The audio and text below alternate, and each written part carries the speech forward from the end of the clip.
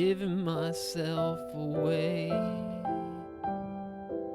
'Cause none of this is mine anyway.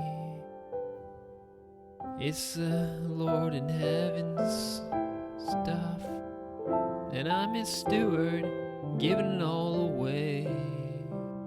Take off your mask, drop the act, and go your authentic, intentional way. God owns it all, and he wants us to ask. So take that leap, you're free to fall. Sow those seeds in these abundant divine lands, and gold and diamonds will be put into your hands to take care of and give away. Living and giving intentionally like Larry O'Neill. So I'd like to talk about your mindset about resources, time, money, talents, whatever we think we have. And I guess you're sort of going to flip that on its head and say, no, we don't really own or have anything. But before we get into that philosophy, what was it like when you were growing up or in your younger years? Have you always thought that way about resources? Michael, no. In fact, I'm from Western Colorado, was born after World War II. You can probably tell by my gray hair that I've been around a little bit longer than some folks. But no, I was raised in a culture that was after World War II, but also very simple in their faith orientation, but a lot of performance. And I think that comes with the territory when you're trying to make things better after a crisis of World War II. It's how you performed. And I was raised in a performance area. My father was a church planter as well as a businessman. So I watched him both in business and watched him try to grow up a small church into a significantly large church. But no, my view has radically changed. Basically, I was at the University of Colorado when I started to figure out life for the first time, and that was probably 20 years into my life. Other than I saw more hypocrisy and confusion of faith, and how you performed made a big difference in how people thought you lived. And performance is really a pretty shallow way of doing it. In fact, most people that perform can only do it so long, and then they fall apart because they cannot keep on performing. And in fact, when I was at the University of Colorado, Michael, you might find this to be interesting. I was majoring in theater, and I'd spent 3 or 4 years of my life already into it. I really knew what I was going to do, I thought. Of course, you always think you are. Maybe at 20 years of age, you have it all figured out. But I was in a class one day with a bunch of other students that were all in theater arts, and I started realizing everybody in the class was wearing a mask. Everybody was performing. They were no longer doing it on stage. They were living a life, a persona that really wasn't themselves. And I was doing the same thing. And I thought, this is not the way to live your entire life, is by acting. That's a lot of awful hard work. And it was shortly after me coming to that realization that I met some students of all places that were legitimate engineers, engineering students that knew nothing about the theater and nothing about the arts, but they were just had a very deep spiritual faith. And that attracted to me because they weren't performing, they were just living life. And I think a lot of times people perform until they're wiped out and then they don't know what else to do. So then they collapse on it, or the marriage falls apart, the kids fall apart, life falls apart. And so I lived my life watching a lot of that confusion for a long time and trying my best to perform well. I mean, I wasn't a bad kid. I just was very confused on where I was coming from. But the University of Colorado, of all places, it was known as the party school of the nation when I was going to school there. And I learned that there was some very vibrant guys and gals that had a very strong faith, and that attracted to me and led me in a very different direction. So yeah, it was really into growing in that my faith that I started to realize the mindset makes a great deal of difference how people respond. And my mindset was, well, one thing I learned early on in my career, I had a guy that was my mentor, and I would take on tasks and I'd say, there's no way we can do this. I can't make this work. And he would say, Larry, you've always got the freedom to fail. And to me, failure was almost thing you didn't want to do. But he was giving me the freedom. A failure only means you didn't quite get it right. Let's rewind it and try it again, and maybe it will come out better. And with that spirit over the last 60 years, I don't see failure as an issue of a problem in somebody's life. I see where we maybe didn't quite do it right, but what can we learn from that and take another run at that same thing and make it work? So my ability to have the freedom to fail given to me by the mentors and the people I was working with, it set me on a course of taking on challenges that I never dreamed we could ever accomplish, and actually made things work. So it was a journey. It was a journey. But Michael, I think one other thing that I've noticed is that people really need to understand what their strengths are in life. I did not understand what strengths and weaknesses were.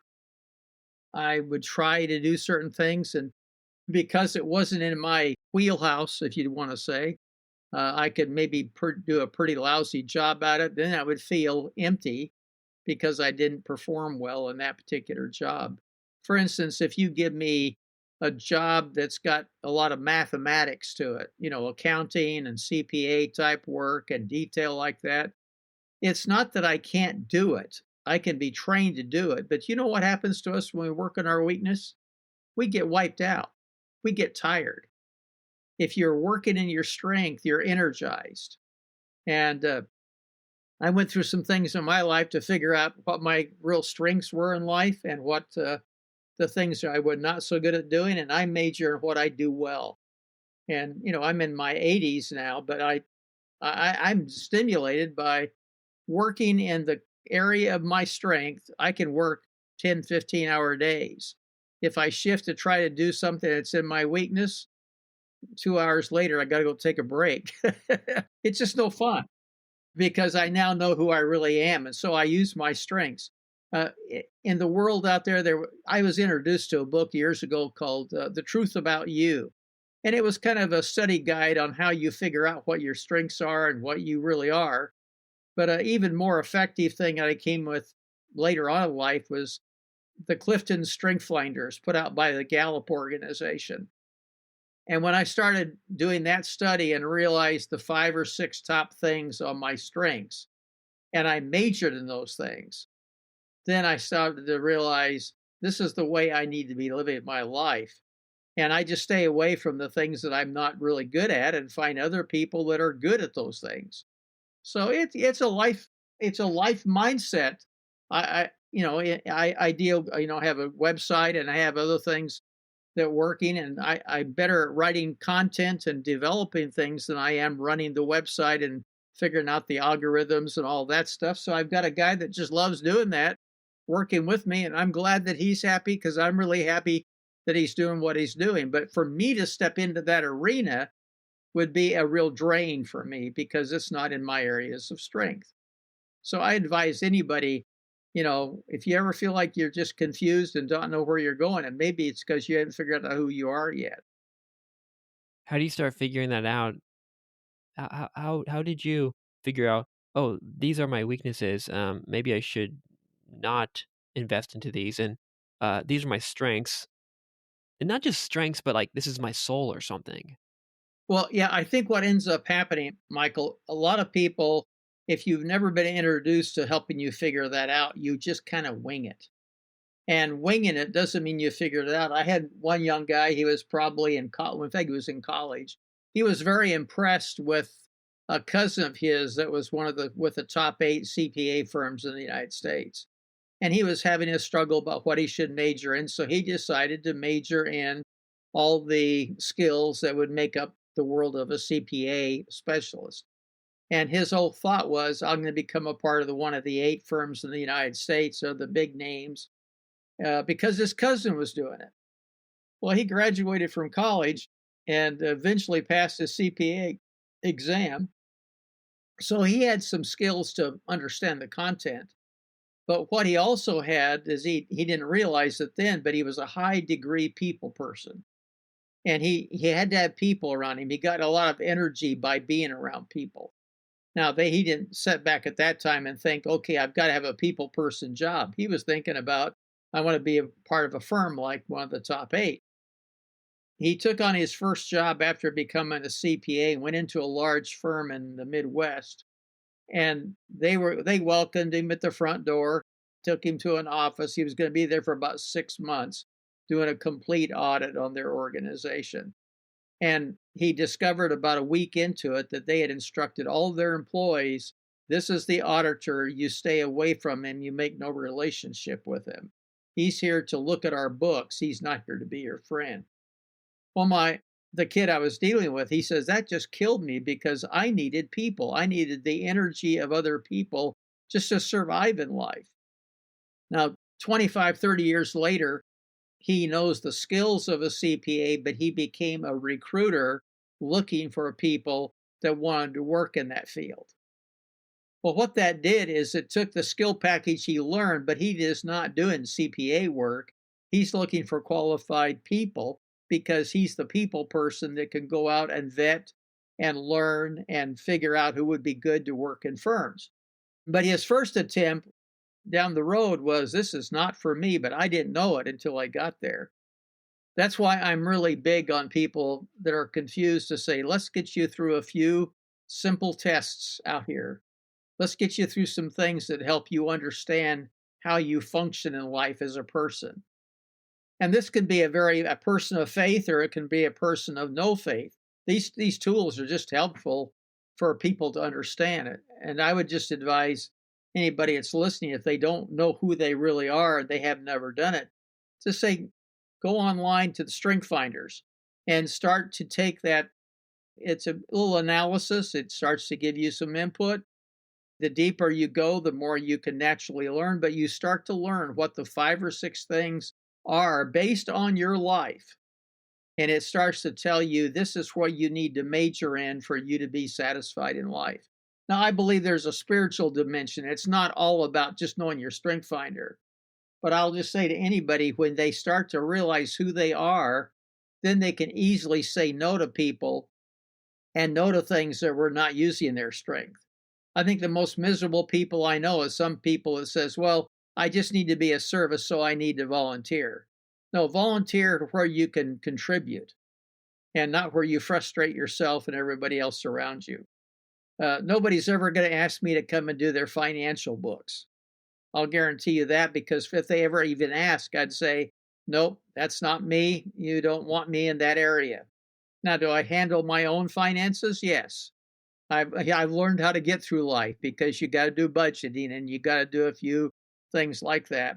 But if I'm not going to help you with your financial business needs or your nonprofit needs. You got to get somebody else that's going to do that with you. But if you want a strategic thinker and somebody that can walk alongside you, and a coach and a mentor to get you to turn from a manager into a president or to a leader, now you're talking about using my strengths. So life is full of that, and we need to figure that out. You know, the Bible says that we are fearfully and wonderfully made. In other words, we're not a mistake here. And yet many people do not know why they're here. They do not know what contribution they bring to the world. And so I really got into helping people think through that. It's not about finding a perfect job description. It's about understanding who you are as a person and why you were designed here. I think the questions that people often ask is, you know, who am I? Where am I coming? Where am I going?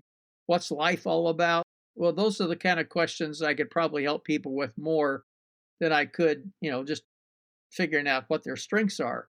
That's why I send them off to Strength Finders, because in 20 minutes of analysis, you start getting on a pattern. You can get coaching of people in that field that can really, they'll take you on and help you really understand who you are. It's just one little thing in life, because, you know, life is not in some ways we've been brought into life with a clear, you know, blank slate, but we're really unique individuals. You know, there's nobody else like Larry Onan alive. There's a very unique person that I've been made to be. So I need to be who I am and not try to assimilate and identify with what makes you unique. And I think we need to say, okay, if I'm unique, then what do I do with what I am? And I'm big, very big, Michael, on the spiritual aspects of all of that. But it was so radical for me when I started figuring out who I was and whatnot that I moved completely out of theater. I enjoy going to the theater, but I haven't acted in a show in 60 years. And prior to that time, I was in every single thing that came around. I knew I would be in Hollywood or I was going to be in New York, and my life was going to be all tied into the theater. When I decided that wasn't what I really was and what I was designed to be, I was very, very happy to leave it alone and go watch somebody else do it. So, it really made a life changing experience for me. Now, you know, life is lived. And when you are living it, you're going to bump into problems, into challenges, into disappointments, into sometimes great resource advances where, wow, I've had a breakthrough. I think I know where I'm going. The other day, I was doing some writing last week, in fact, and I remembered there were 3 times that I was introduced or invited never to go back to my office. Another term for that is being fired. Well, we've all gone through experiences like that where we wonder where we're at, what's going on. But those very experiences are the things that catapulted me in another direction. And one of those catapults was into 40 years of consulting, working with nonprofit organizations and their governance and how they manage their organizations, how they raise their money for them. So I made a career out of a left turn that I never knew I was ever going to take. So sometimes the worst case scenario when you think you've lost your favorite is really the time you're going to start to find out why you're really here. And there's that job loss. I think you were on stage at this event when you realized, oh crap, this job that I've been doing, it was gone. But from my understanding, this is also really where the freedom to fail part of you emerged. That story that you mentioned there that happened to me, because I had the background in theater, 24 hours before a major event came on, they tapped me on the shoulder and said, "You've got to stage manage a show for 80,000 people." It was in Dallas, Texas. We had the Cotton Bowl full of people, and we realized that there was no stage manager that was running the actual performing structure of the program. And I had recruited 48 music groups to be in Dallas that week. That was not a part of this, but I knew almost everybody that was in the city that was good, and we'd vetted them out. We knew who the better ones were and who the average were. So because I knew everybody that was going to be performing, I was tapped to run the show behind the scenes. And I didn't mind it because it was using skills that I'd acquired for years. But ironically, I was moving one of the music groups around on stage, getting ready for them to perform, and heard the loudspeaker say, "We are introducing our new music director." And he started just giving a few words. I thought, oh, something's happening. That's what I've been doing for 5 years. I wasn't the head guy, but I was number 2 running groups in Asia and Europe as well as in the United States. And I knew that night by what was said that my job had changed pretty radically, and they had not got to me yet to notify me. So it was kind of an interesting experience to think, okay, something's happening and I got to keep on running this show, but I think I've lost my job tonight. And it was 90 days before I really saw another job come at me. Ironically, after that it was over, the guy that had so encouraged me with the freedom to fail thing said, "Well, we're going to find a place for you to land. Why don't you come to Hawaii with me and we'll teach Japanese students conversational English this summer." We had about 200 Japanese students flying in from Japan, and we had about 25 or 30 Americans that were equipped to train them in basically conversational English. So I did that for 8 to 10 weeks in Hawaii and flew back and had no clue what I was going to do next. And the vice president of the organization said, "I've got a problem in my office. Maybe you can help me." I go to see him with a guy that I'd met 15 minutes before. So we did not know each other. We had literally shaken hands and had just a very brief chat. And we went to that office and he said, well, at that big event in Dallas, Texas, there was a commitment, a financial pledge made by the audience. And he said, I've got a problem because the pledges are still here in my office. And he took us he had an office in a hotel. So every office had a private bathroom and an old, bathtub and everything else. And he took us to his bathroom and pulled the shower curtain back. And there were 30 boxes of pledge cards sitting in his bathtub. And he said, these are old and maybe they're worth nothing, but they were all made at this event. And I was wondering if you could figure out how we follow up this pledge. It's worth about $2 million at the time. In this day and age, that would be like $7 or $8 million, but it was a lot of money to us back then. He said, nothing's happened. They've not been opened since they were taped up at this event. And that day I started carrying those boxes with this one guy that was with me. We started taking them out of the offices, and then we started saying, what do we do to follow up this pledge? Now, because we were both creative, he was much more into the engineering side of things. I was much more into the writing and more of the theater side of it. I became the writer and the structure, and he became the technician.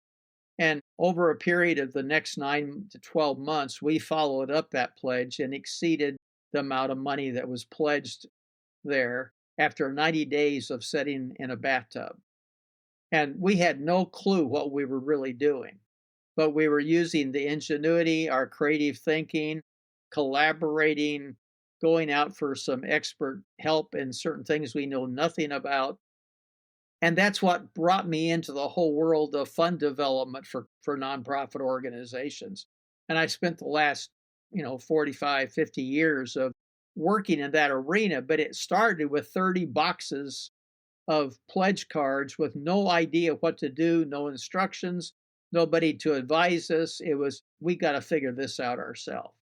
And I think sometimes when you're up against the wall, the creativity starts to come. We had to figure it out. And we figured it out. We started to see things happen. But if it wasn't for that abruptness and that time of what do I do next? And then I was introduced to this thing called fundraising. It was very classical. Many people confuse fundraising with fund development. And fundraising, 99% of fundraising has always got an exchange in it. If you do this for me, I'll do this for you. So if you are ever watching promotions of nonprofits in the United States, maybe it's a children's hospital, and they have a really good story, and these kids really need help. But the fundraising is if you send money today, we'll send you a blanket. You're going to get something from us as a result of your gift. And a lot of times people are motivated to give you because they want the blanket. They want that more than they probably really want to help the kids because the blanket's got a cute kid on it or a teddy bear or something that's fun. They seasonally change things around a bit. But what ends up happening in fundraising is you're always exchanging. If you'll do this for me, I've got something for you. In fund development, you're not giving too many gifts away, or you're not motivating people by what you're going to give them. You're motivating them with a cause or a mission or help the kids. What I notice in the United States, particularly, we have a group called Tunnel for Towers here in the US. They're doing a phenomenal job of helping veterans come out of crisis after they've been back from the war. But they've done a really good job of not doing fundraising. They don't give away a lot of stuff. They're talking about the needs of people. And once you help these people, and with your gift, this is what can happen to change this person's life. And there's no blanket to get. Now they may give you a few things. They're going to put you on a mailing list. They're going to do more. They naturally want to get you involved. But the purpose was really around the cause of needing to help people in military or officers or whatever it is. Maybe it's in the police forces. And it was all motivated by the Twin Towers collapsing a number of years ago. That's where the organization started. And so they've done a very good job of just saying, come along and help us meet these kids' needs and these people's needs. And that is longer term commitments because now you're focused on the mission rather than what you're going to get from the mission. And so I got really into that whole arena of saying, let's just let people get involved in the mission of what we're talking about and communicate that well. And yeah, we can come along and thank them and give them something as a thank you, but it's not really the motivation as to why. In fact, to me, I'm more surprised they got anything. And whether it's a picture of somebody that they're helping so that they can remember who they're attached to, and there's all kinds of things you can do. There's nothing wrong with giving exchanges, but it's a slow way to raise money if that's what you're doing. But I got into that not knowing what I was doing, and we became pretty good at it. But that was the time of loss was my job's been changed, and I didn't get a vote in it. And then what was next is what became, and it took a while to get there. It took a while before I got really into that subject and I started to realize what it was. And because I had the freedom to fail, Michael, if it didn't work, tweak it and try it again. If it didn't work, nobody really knew what they were doing anyway. So let's just go ahead and try it. Let's fix the problem. Let's adjust it a little bit. I think one of the sad things I watch in our culture today is people that go through marriages. Some are on 3 and 4 and 5 marriages because they never really fixed anything. They just ran away from it. And they're living their life kind of empty and confused because rather than seeking how to solve a problem and merge two lives together, they just run away from each other. And that's failing and running, not with the idea of how do we reboot ourselves to do something much better. In my experience, I always have told people as I've worked with them, it's easy to have a great idea.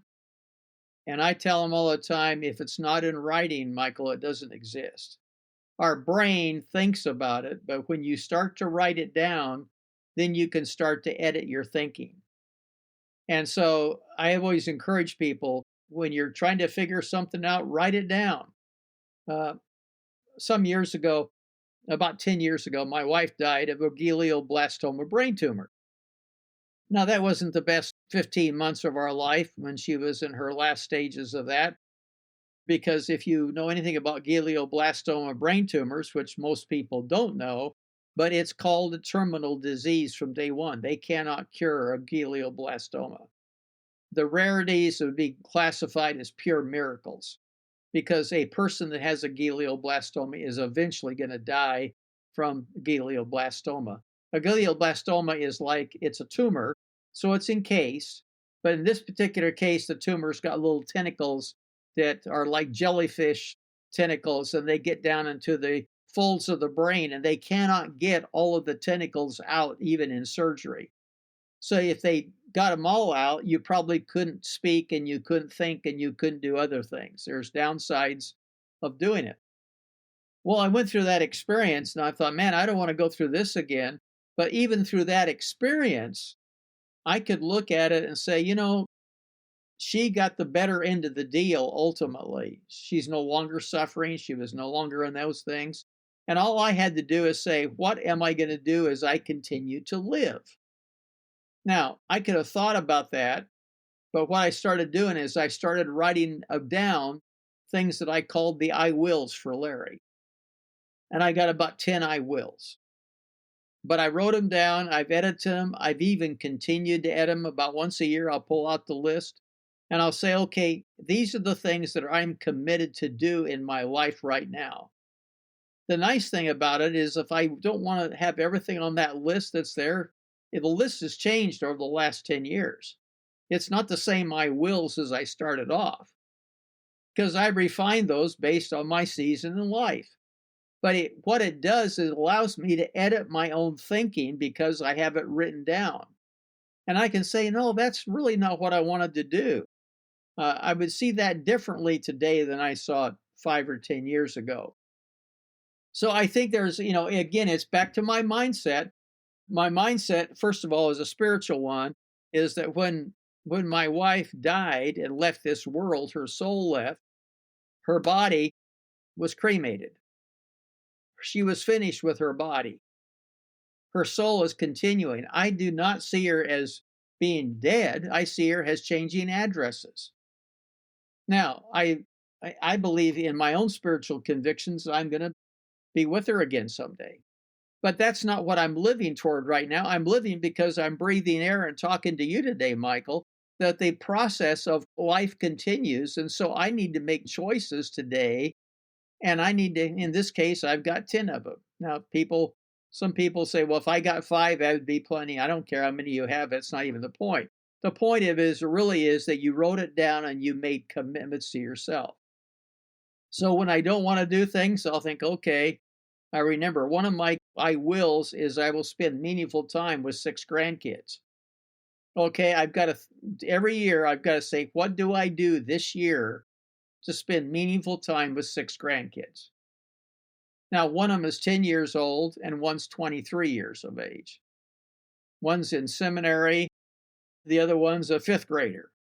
I've got 2 girls in the mix, and one of the 2 girls is a Downs child. So I've got to think about what do I do in a meaningful way with my Downs grandchild that would be different than I do with her sister, which is a sophomore in high school. You see, I'm making choices every year that's a high priority to me that I take time with every one of them. So I got to look at 6 kids and say, what does grandpa do in a meaningful way that connects them to him?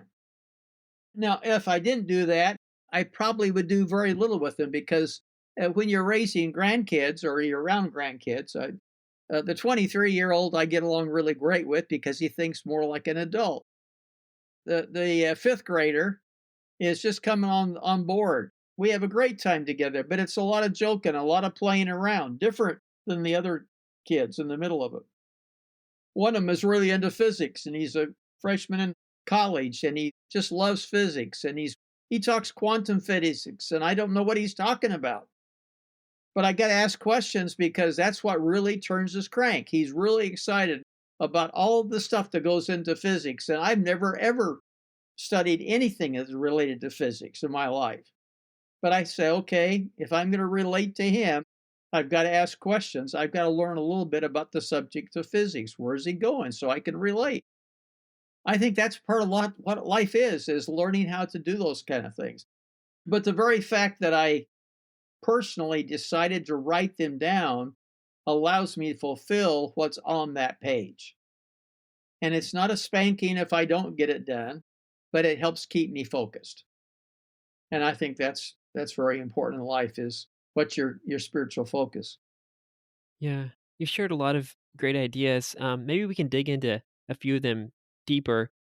First, you've mentioned this freedom to fail thing many times, and it is sort of intuitive what it means, but it might be good to flesh it out. What is freedom to fail? Well, the word failure to most people is a disaster.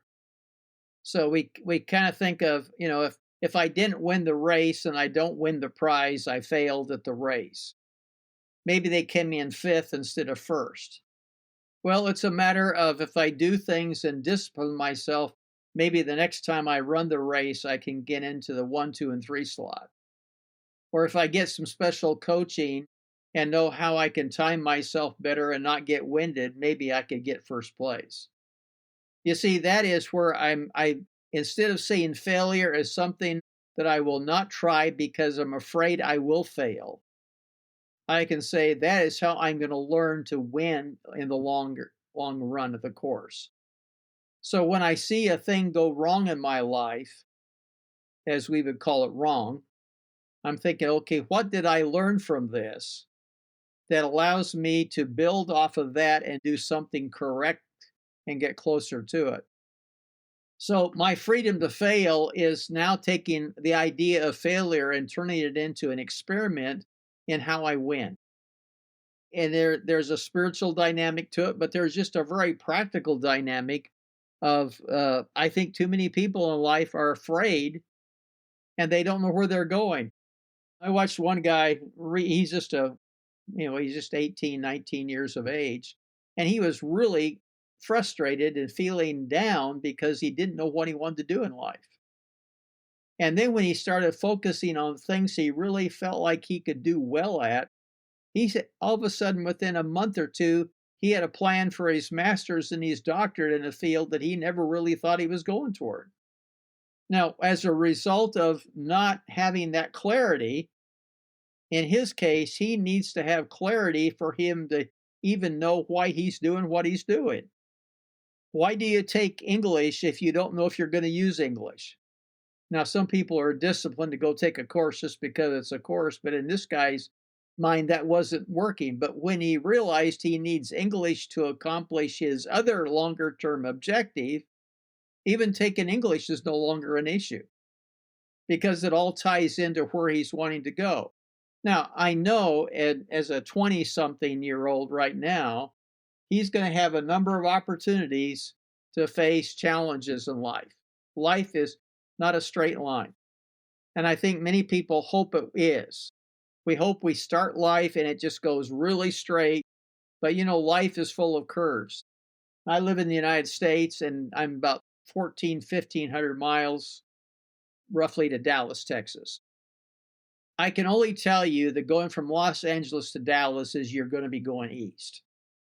But I am not telling you you're going to go in a straight line because roads never are straight lines. In fact, sometimes they're going north and south while you're continuing to creep east.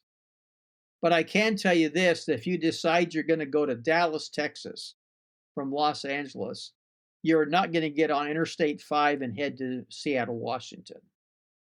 There's a decision we made about where we're aiming to be that takes us down the road. But neither road to Dallas, Texas or to Seattle are straight lines. So life is going to throw you those unexpected curves to you, those invitations to not show up at work the next day, getting fired, maybe a hiccup in a marriage or a situation with family that is unpleasant and difficult to deal with. Those kind of issues are going to come up in life. Now, if you have a spiritual dynamic to this, Michael, those things are places to really grow. In fact, if you're into gym exercise and you're disciplined on physical health, you know the pain of going to the gym every day. In my case, I'm not a gym person, but I swim 3 days a week for 45 minutes, and I've been doing it for 25 years.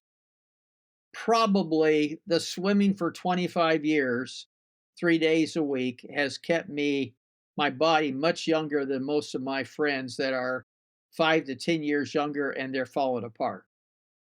Because I need to have my body working well. Now, I did not start doing it with the idea of I'm going to keep my body young and toned, and so I'm going to do this. It was kind of like I need some exercise and I don't like the rest of it, but I enjoy swimming. And I just started doing it because it was, well, that's something I can do when I'm home, and I happen to live in a community that's got a competition pool, and so that's where I swam for all these years. Now, as a result of that, I'm seeing my health is much better now than I ever thought about being at 25 years ago. It was a disciplined 25 with no purpose. Now I do it as a discipline, but I know that's what keeps my body well toned. And so at 5 a.m., 3 days a week, whether I like it or not, rain or shine, I'm almost always in the pool with the exception of when I'm traveling. And so this morning at 4:45, the alarm went off. I really didn't want to get up, but my mind said, let's go do it, Larry. Let's get this out of the way so you can have a good day. And 40 minutes later, I was out of the pool. That's behind me. I'll do it again Wednesday. I'll do it Friday. I've got my routine down in a sense in that regard. But it's because I'm making choices along the way that it's going to pay off for me later. So I think sometimes what we got to do, there is a mindset to it. I believe there's a mindset, but it's also a spiritual element that comes to it. I'm a strong believer in a personal relationship with Jesus Christ. Now, that doesn't mean I'm a really kooky theologian. I sure appreciate those kind of guys because they think in realms I don't think. but I really do appreciate what they bring to the table because it helps me and helps other people. But my personal faith is a key part of my overall motivation. If we were fearfully and wonderfully made by a creator, it seems like people would want to know more about their creator and how they can relate to him. And so I don't ignore that part of my life. It is central to where I think a lot, but at the same time, it's my life is made up of the uniqueness and the personality.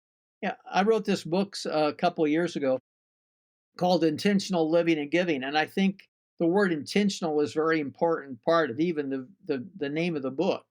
Intentionality is when you decide to do something that you really may not want to do terribly badly. I'm intentionally walking by the plate full of desserts because I don't need that much sugar in my body. I need to be kind to other people. I need to reach out and help people because they may be miserable and empty. And if I walk over and start a conversation, maybe I can encourage them a little bit. You see, that's intentionality. And if we're what I think what's happening to us today is we have this little thing here, crazy little box. But this keeps you from being intentional with other people. What are you doing? You're staring at it all the time. I was listening to a podcast the other day and they said that the greatest discipline you got to get used to is when you wake up, you don't grab your phone. Can you get up and spend 30 minutes in your house doing something else besides playing with this? Because when you do that, you are, in a sense, breaking the chain of demand that this little rascal has on you. It's amazing how much control a piece of equipment's got on our lives worldwide. The other day, I walked down the street and a gal almost tripped and fell. Why? She was staring at her screen and almost tripped and went over. And she didn't need to go over, but she was preoccupied by something that probably made very little difference. And that we consume ourselves with something like that. So the intentionality is I'm not going to look at it for an hour after I get up every morning. I'm choosing not to have an umbilical cord that I get life out of that little machine. It helps me a lot, but I can see many people are so caught up that they can't even have a relationship with somebody else. Today, they're saying there's more suicides and more frustrated teenagers than ever before, and they're connected with everybody, but they're not related to everybody. And why is that? It's because their whole life is built around, a phone. And so intentionality says, if I'm going to be intentional today, I've got to make choices that help me thrive, not just survive. I've got to do things that help me find that purpose that I was designed to be and fulfill that purpose. And I'm not going to let a piece of equipment interrupt what I was designed to do because this was designed to eat my time. It was not designed to help me connect with other people. It's ironic that the people that make phones and technology, when you talk to them about being parents, they've got boundaries around their kids touching devices because they know the harm those tools are to the children. So they have kids in elementary school that only are allowed 45 minutes a day to play on a device because they don't want their child to become so consumed by it that they can't function. And we've got to start thinking that way. That's intentional living. That's what that's all about. And so how many things in a day, Michael, can you say, I'm going to do this differently so that my life can be more fulfilled? Because if you don't make those decisions, you'll probably wreck a marriage. You're going to wreck your kids. You're going to wreck your job. You're going to have a lousy time at even socialization because you don't know how to do it. I was talking to a group of college students a while back, and they said, our greatest challenge is dating. And I said, but you're at college. You got all kinds of opportunities. And he said, we don't know how to talk to each other. We know how to text each other. Dating requires face-to-face and engagement. That's being intentional. Is it awkward? Yeah, it's going to be awkward. You'll get over it. It's a way of thinking that I'm choosing to not be attached to the devices. That's intentionality. I choose when I spend time with those grandkids, I'm choosing to do things and ask questions that relate to them, not to me. And if I can ask the right question, they'll talk to me. If I don't ask the right question, you know what they're going to do? Pick up their phone because that fills their air. And if I keep on asking questions, they won't pick up the phone. So intentionality is very important. The book Intentional Living and Giving is all centered around both living life and giving yourself to other people. And we're distracted by so many things, the phone being one of the big ones, but there's a lot of other ones. It sounds like a big overhaul to become 100% intentional with our lives, and I know that's not what you're saying. I guess it's time to talk about these micro actions or these micro decisions, or how how do you shift the gears into intentionality? Because it's not a binary on or off kind of switch. It's more of a let's become a little bit more intentional, maybe in this spot here today, and maybe get a little bit more intentional tomorrow. But it's hard because we're kind of addicted to all these distractions. Well, what I did recently, this just shows you what kind of a thing can happen. I have a screensaver on my phone, and it's a screensaver that anybody can get. They go to my website, and I have screensavers there for them. When you go to the phone, I've got a thing that's called my 5 daily choices. Now, it's the screensaver that comes up first, okay? My 5 daily choices. And what I've got there is things that I can do every single day. And I've got 4 or 5 of these, so you can rotate them and you can pick and choose. But here's the idea behind it, my 5 daily choices. So, what am I going to do when I wake up in the morning? I want to express gratitude for being able to wake up in the morning. Now, about a year or two ago, somebody said, well, when you're older, you need to not jump out of bed. You need to move your ankles so you don't trip over your own legs and fall out of bed. So the thought was, okay, I'm going to sit on the edge of my bed and wiggle my ankles for a minute. But I've trained myself, this is an intentional thing, is I can sit there and thank God that He's given me a new day to express myself and help other people. And it's called it's a gratitude. And then I can go on down to that list and I can pick up other things that are there throughout the day. And it's only 5 things. Well, those 5 things are simple ways to start. And I thought, well, where do I typically pick it up? Now, I don't pick it up all the time, first of all, but it's always there when my phone comes on. I've got things that remind me what I can do today that'd be intentional. Now, it could be you want to use sticky notes, or you put a sticky note on your computer and say, every 2 hours, do X. So sometimes it's not the radical things, it's the little steps you take in the right direction. Years ago, when one of my daughters, who's now the mother of two of my grandkids, she was having trouble with her bicycle. She couldn't ride the bike well at 5 years of age because she was so fast. She was wanting to know what the back wheel was doing. For some reason, she was always turning her head and watching the back of the bicycle. And I probably put the training wheels on for her over a 2-year period 4 to 6 times because she was not getting it. And so, it was kind of why can't she ride a bicycle? Her peers are starting to ride all over the place. She wanted to ride in the street.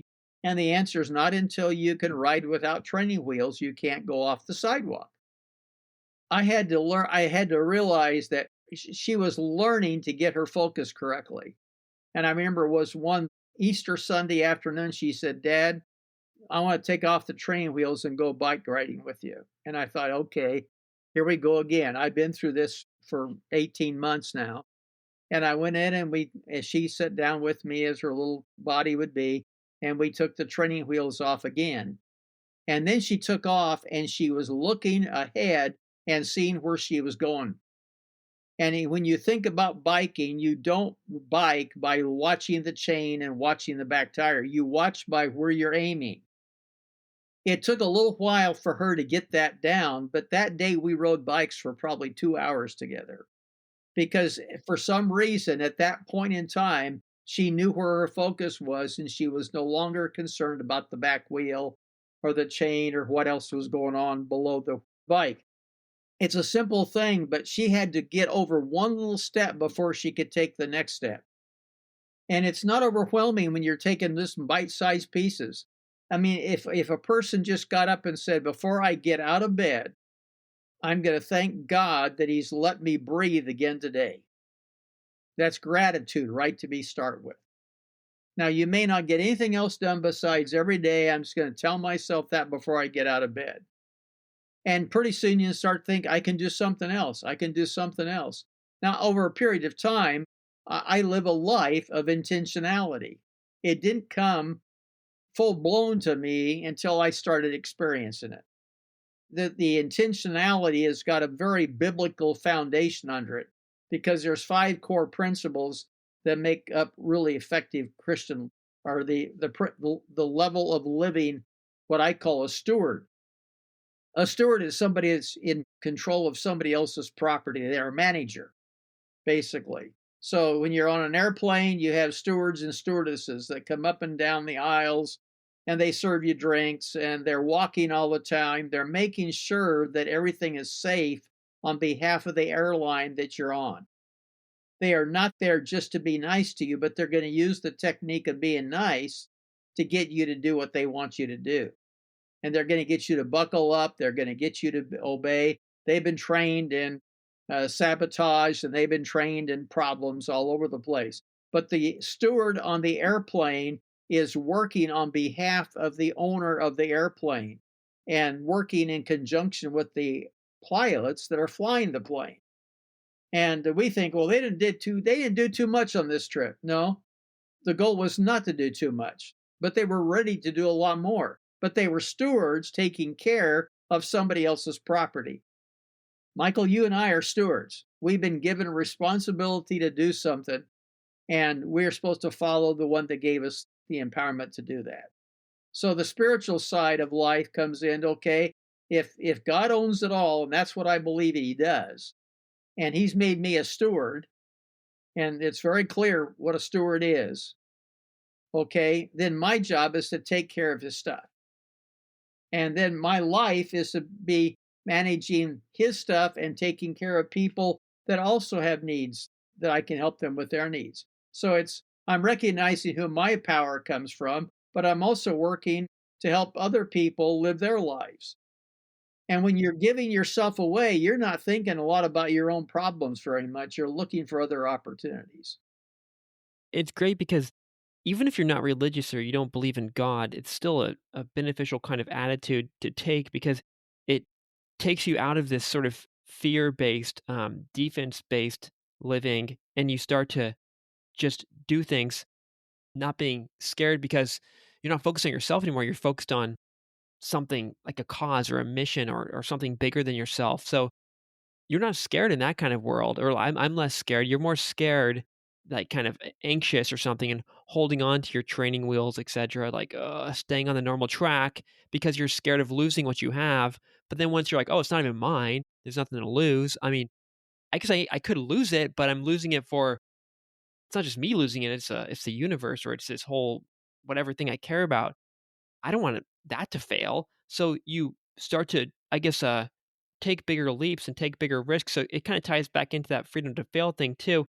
So it's kind of a cool little mindset. And like you said, it's not just money. It's not just time. It's not just energy. It's everything. We don't really have anything. And when you can realize that, that's a cool little shift. And that's my favorite part about your thinking, which is why I think I started with this topic. Is like, whoa, I think I've been holding on for so long to my little training wheels. I'm like, okay, let's just keep doing things the way we've been doing them because we don't want to lose whatever we've built. But then you're not, like you said, with your acting stuff or the theater stuff, you're not really going in your full blown direction because you're stuck on this little path and at this little speed. But I think one mindset shift is being like, oh, it's not my life. It's not my stuff.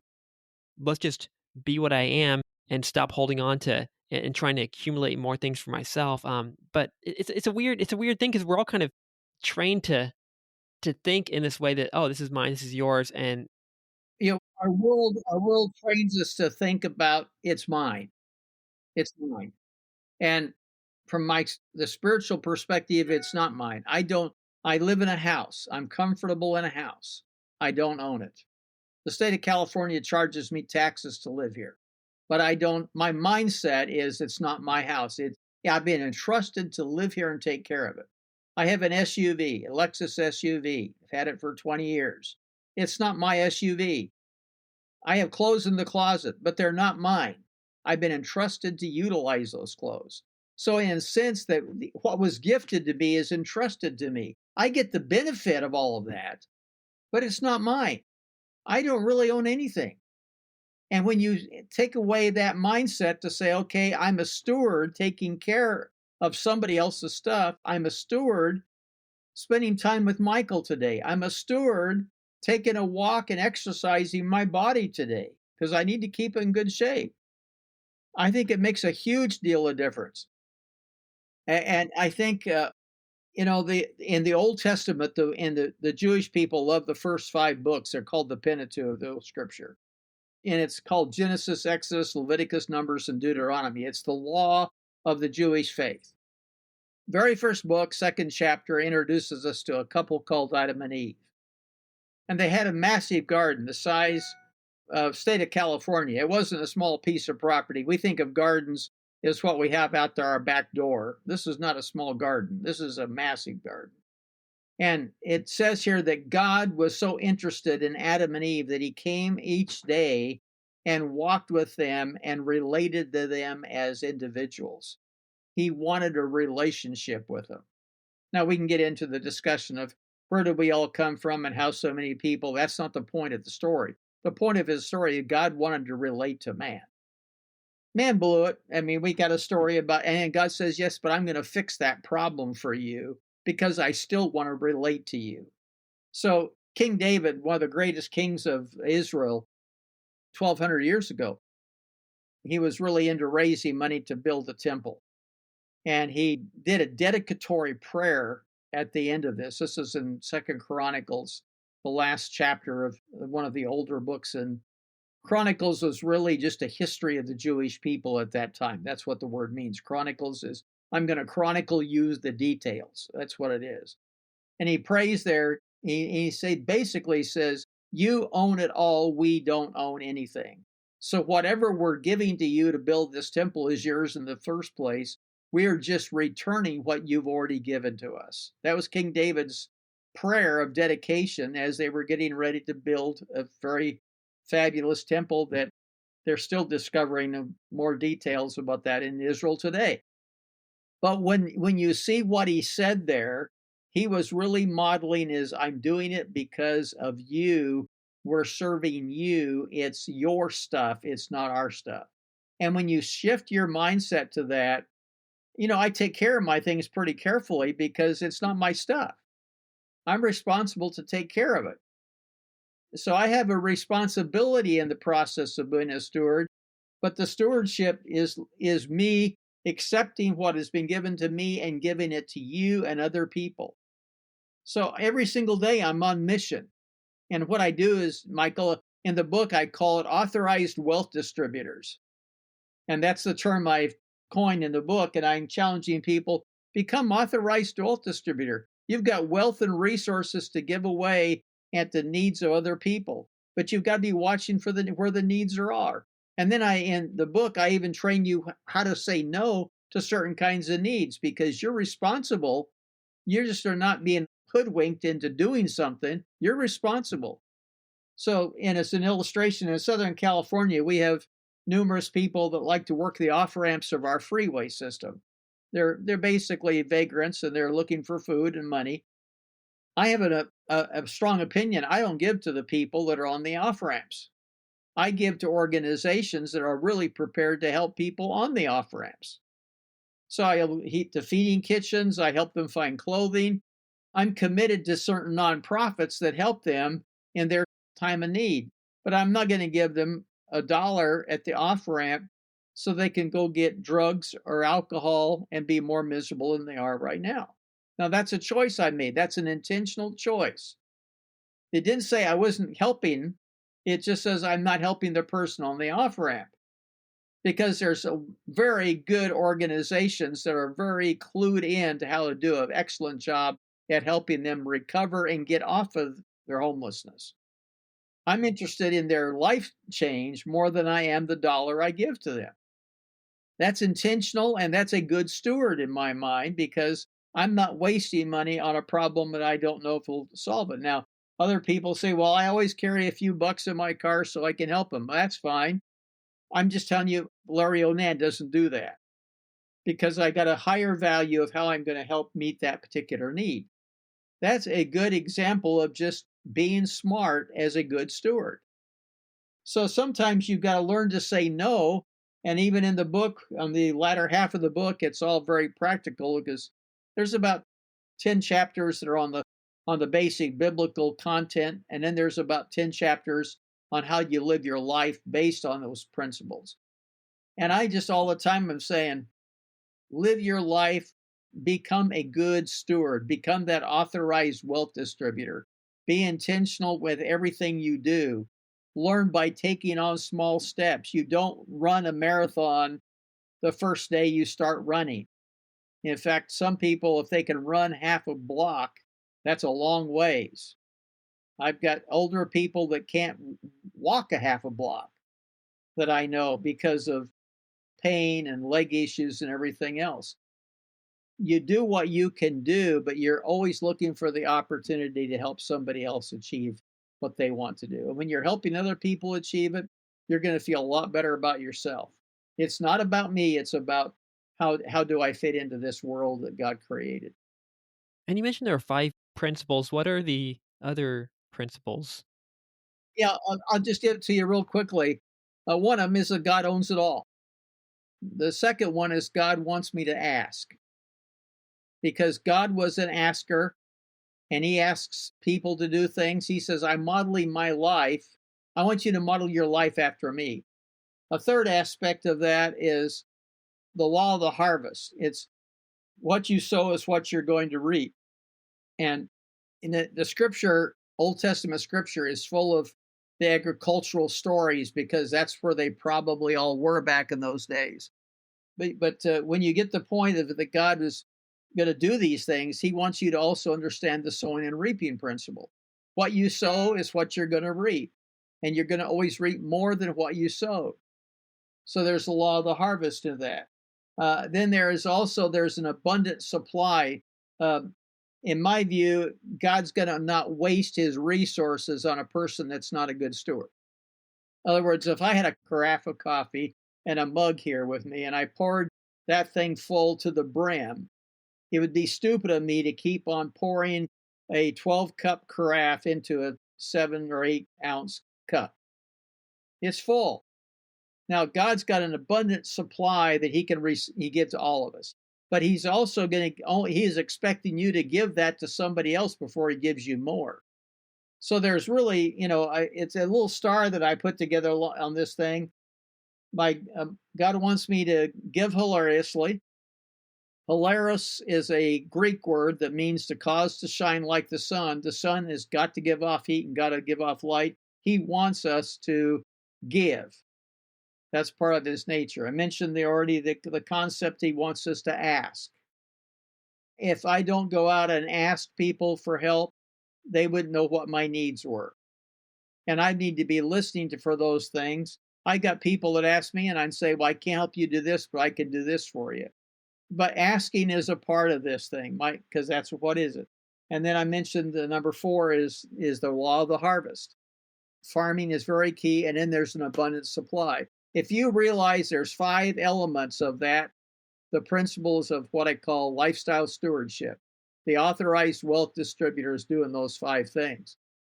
And then you are relating to the God of the universe.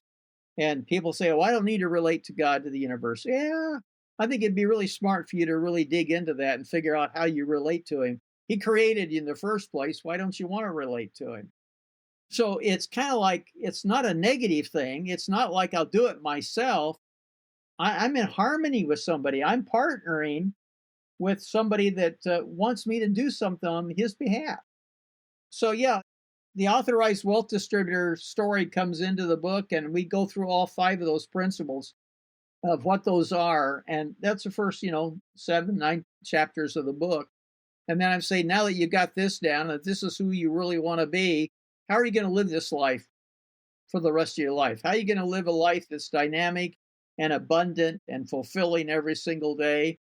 And then I've got, another 9, 10 chapters that help you unpack just the practicality of living, Michael.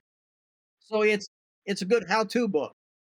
It is a good how-to book, and I think even if you don't believe in God, you could maybe it won't have as powerful as effect, you might argue. You could replace the word God with something else. There probably are a few words you could replace it with, and the principles still might halfway work, but maybe this is blasphemy, I don't know. No, I remember God's a universal person. The universalness of God, those principles are going to work. Your relationship with Him is going to make them work really well. No question about it. You take the five principles and start acknowledge those, and you're going to do better. A relationship with God means that now I've got a relationship with the owner. I've got a relationship, and I think that it's difficult for me to say, well, I'll leave that part out. Don't leave it out because it's not worth leaving out. It is the lifeblood of why we're here. So in that regard, yeah, but you could operate by the five principles, and you'll start discovering it. You won't be happy with yourself operating in those five principles without a discovering a real relationship with God. But you start someplace. It could also be a sort of gateway into refinding God for people who've lost their faith or they never believed. It could be maybe you start with the principles and that brings you to God. That also could be a possibility. That's interesting. That's what I'm really saying. God is so much bigger than what we understand Him to be. There's a guy that wrote a book, and I've been reading it, but it's so heavy I don't read. I read it about a chapter every couple of weeks, called "The Holiness of God." Man, it blows your mind about who He really is, and we don't understand God because we're a finite human being and we're not God. Okay, that's definitely true. And we can't figure out the dynamics, but the more you get to know the elements of what He is, the more you're curious about knowing more. But I'm a human being. I'm not in the God side, but I have a God that wants to know me pretty well. It blows my mind in that regard. But I think everybody on your audience out there that says, I'm just saying, go ahead and test it out. If you want to pursue it, of course, you can get a hold of the book. It's available through Amazon or almost any place books are sold. You can find the name of it's Intentional Living and Giving. You can go to my website, larryonan.com, and the copies are there. It's interesting. I've got what's called a personal stewardship inventory available to anybody that goes to the website, Michael. So you can go to the website and just take the personal stewardship inventory, and it's asking you how you're doing in your stewardship. 15 questions, probably takes you 5 or 10 minutes, and it scores it for you and gives you recommendations. It's free. Anybody can go out there and do that. When you get that, you can get 3 chapters of the book free, and you see if you want to get any further into it. That's a digital download, so to speak. When you're on there, you can pick up the screensavers. Those are just free because I'm just trying to help people get into the pattern. Changing a mindset is what people sometimes got to do in this regard. And you mentioned early on, you mentioned mindset. It is a mindset shift. It was a shift for me when I realized that everybody in that classroom at the University of Colorado was acting 24 hours a day, 7 days a week. We become so good at the craft that we didn't know who we were. We were playing out somebody else's role. Okay, when I made the mind shift that I don't want to act anymore and play games, I started realizing that there was gaps in my life that I needed to get filled. And so it became a spiritual challenge at that point. Well, those are just decisions that I made along the way. Now, those decisions had a big impact on, 60 years of life. But I had no idea where life was taking me when I started making those decisions at the University of Colorado. I just was tired of living a life of fakeness. And so that's where people sometimes start. You start by saying, I don't like where I'm at. I want to go a different direction. and I will be intentional about following a way that's going to get me to a place that's different. And that becomes the exciting, to me, that's exciting, Michael.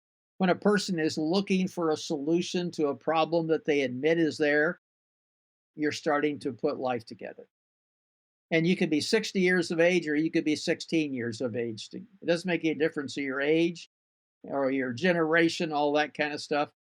It just makes a difference that you're making a decision to shift gears and go a different way. Well, thank you for sharing your life stories and wisdom that can help us hopefully redirect our lives and bring more abundance to ourselves, etc. If people want to connect or learn more, of course, you mentioned there's a website, larryonan.com, and you've got your book. Giving Yourself Away is your first one from 1980, and then you've got Intentional Living and Giving, which was written a couple years ago in 2024.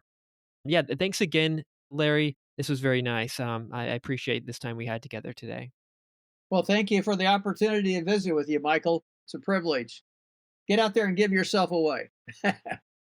Blessings on you.